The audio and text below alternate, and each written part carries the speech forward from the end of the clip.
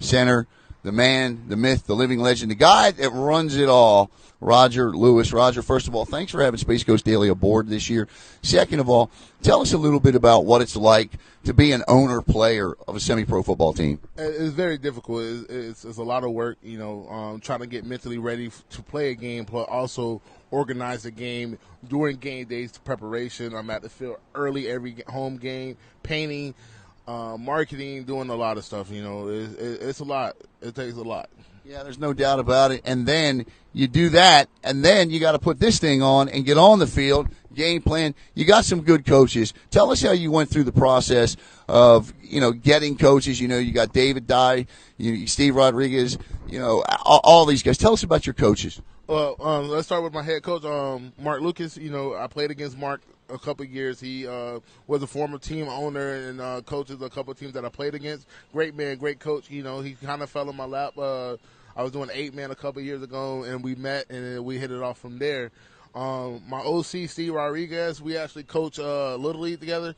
And I was out at Little League field. He kind of came and found me like, look, I'm looking to coach some minor league football. He was one of the coaches out there in New Mexico, which this team is crazy. That team, they just dropped 100 points or something like that a couple weeks ago. So he come from a wing in the organization, and me and David Dye know each other for like 10 years. He was the first minor league football team that I played for in the Brevard Grizzlies. So, wow, the Brevard Grizzlies, that goes back a little bit. And so you get through this process. Now, this is not, for those of you watching this is a fantastic Saturday evening. It's Saturday night football. They play the games at Astronaut High School. You're not in this to become a millionaire by any stretch of the imagination. It's not a money-make adventure, but the support of the community is greatly appreciated. That is fans in the stands, sponsorships available, and there's the information on the screen there if you want to sponsor or be a part of what is minor league football here in Brevard County and successful minor league football. That's a headache too, isn't it?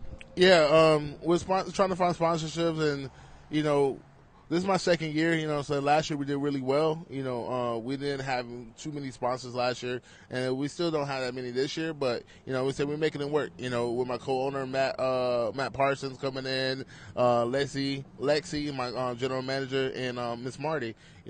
We're 4 strong, and we're doing the thing. Again, I'm going to leave that information up there for another couple seconds or so. Because it's important. And again, here in Brevard County, we like to help each other, and this is certainly a venture that if you're a football fan, you definitely want to be a part of.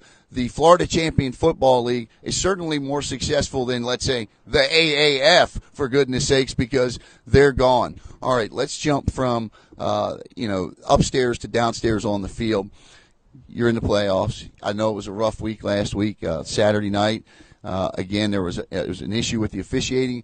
So you get a tie in that when you finish the season, 8-1-1? Yeah, 8-1-1. All right, 8-1-1 this year. Your only loss to the Orlando Phantoms on a last-second field goal.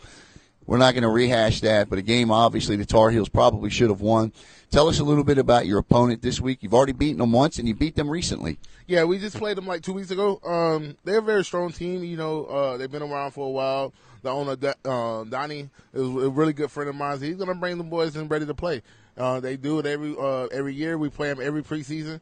This is the first year we was in the same league together.